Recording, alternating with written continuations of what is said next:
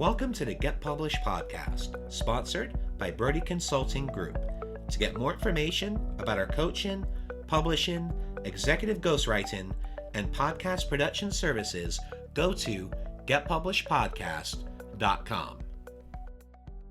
Hello, I am Paul Brodie, and thank you for joining us for another episode of the Get Published podcast, where we help authors get published with a proven system that works. Today, we're being joined by Ron Schneider, author of From Dreamer to Dream Finder, a life and lessons from 40 years behind a name tag. Ron, welcome to the show. Thank you, Paul. Thrilled to be here. Are you ready to get started? Oh, yes. All right. Question number 1. What is the one piece of advice that you would give to a first-time author who is currently writing their book? My piece of advice would be to recognize, to know yourself well enough to set up the way you're going to work so it caters to your passions and your shortcomings. For example, I am a terrible procrastinator. I hate writing. I love having written. So I needed some way of enjoying that process, of getting some kind of positive feedback. And what I did was I opened a blog. I created a blog called From Dreamer to Dream Finder, and my entries wound up becoming the chapters of my book. So I did a first draft of every chapter as I went out. I would get feedback from the people who were reading it. I had quite a fan base already of Disney fans, which is a large community out there. And so they were following me avidly, and I was able to, over the course of about 6 months, create the first draft of the book in my blog. And what do you feel is the hardest part about getting published? The hardest part about getting published is finding a publisher. Oh, yeah. Especially for a niche market like mine. My book is a combination memoir and textbook about the craft of live performance within theme parks, something I've been fascinated with all my life. And I knew when I first started this back in the 60s that someday I would wind up writing a book about this, because nobody else was writing about it. Nobody had studied it. Nobody was taking it seriously. Theme park entertainment was very primitive back then. It was just the fiberglass heads and the musical groups. And I was interested in exploring what this particular craft, this particular type of performance was. And so over 40 years, I went from job to job to job to job, performing all sorts of characters in all kinds of situations. I've made a transition into writing and directing for Universal and for Disney.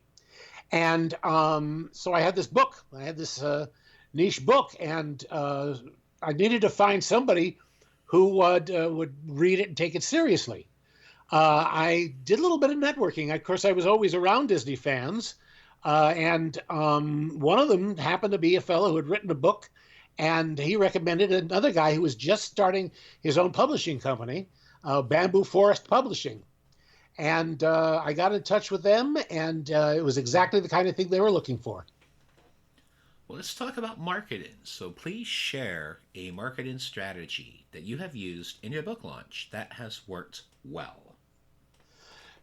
I had one kind of built in among the characters that I'd played over those 40 years.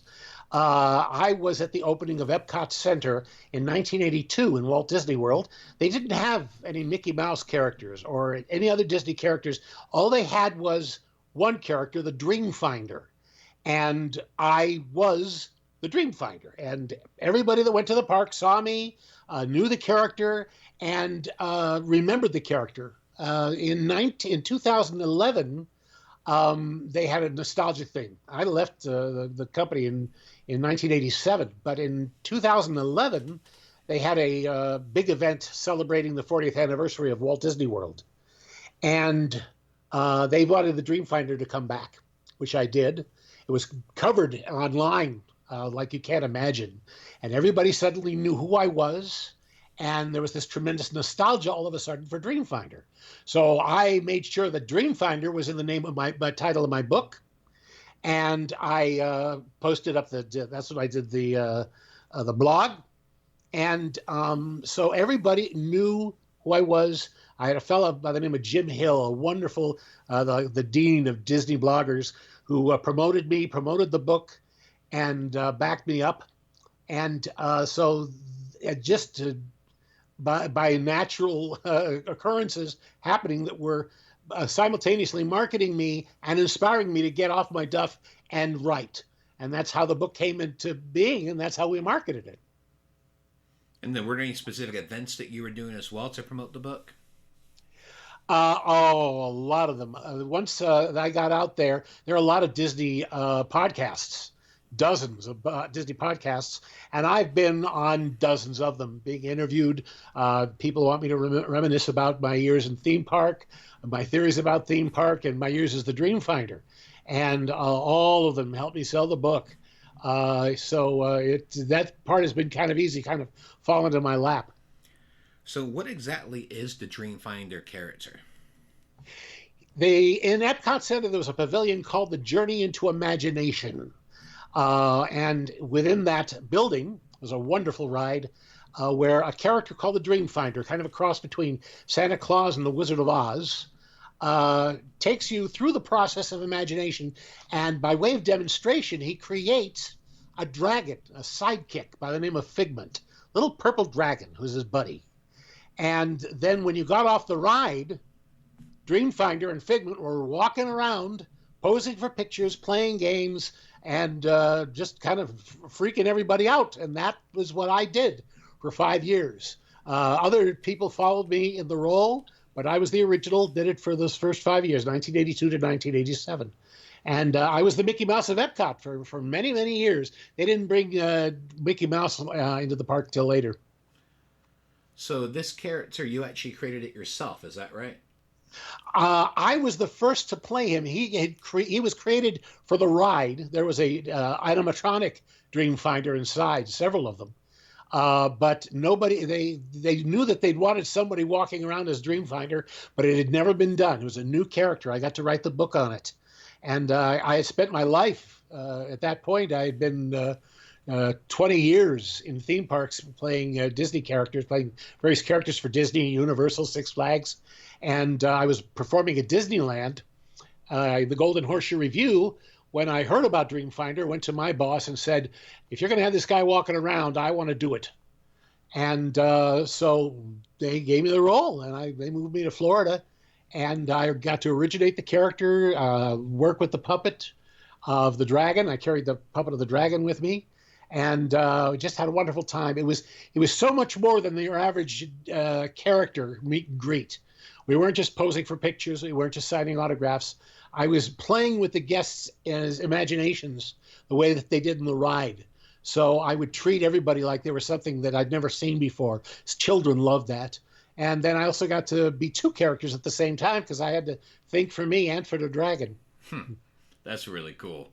Well, speaking of books, I'd like to know what is your favorite book and what was the number one thing that you learned from it? Oh, back in the 70s, I became a fan of William Goldman, the way that he had a way of telling story. And my favorite book in the world is The Princess Bride. Absolutely no, that's the easiest question in the world. The way that he sets the story up. Now, everybody's familiar with the film where Peter Falk, as the grandfather, is telling the story of the Princess Bride to the sick kid in bed. Well, in the book, you got to read the book. Goldman puts you in the bed and tells you the story personally, and the way that he communicates with you as he's telling you the story is very personal, very idiosyncratic. And I try to put that into everything I do and everything I write. In my book, I made everything in the memoir in present tense, so that as you're going through it, it feels like it's happening to you. And I found that terribly valuable, and I never get tired of that story. And for a final question, what is your favorite quote and why? Oh, yeah, that's easy, too. Back in the 1970s, I was reading a book called Illusions by Richard Bach. And at that time, I was dreaming about this career that I was going to have in theme parks as performing. And in the book, it read, "You are never given a dream without being given the power to make it true.